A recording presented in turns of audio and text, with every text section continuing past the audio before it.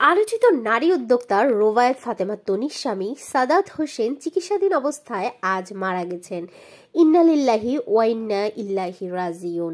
সামাজিক যোগাযোগ মাধ্যমে এক পোস্ট দিয়ে তনি মৃত্যুর বিষয়টি নিশ্চিত করেছেন। আবেগঘন এক পোস্ট দিয়ে তিনি লেখেন, সে আর নাই। ব্যাংকক সময় রাত ৩টা ৩ মিনিটে আমাকে সারা জীবনের মতো একা করে চলে গেছে।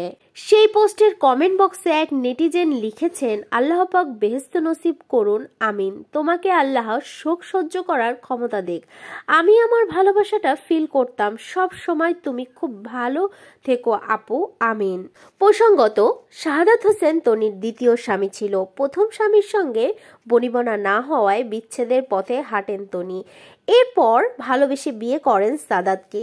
প্রথমে পরিবার মেনে না নিলেও পরবর্তীতে সব ঠিক করে নেন তনি।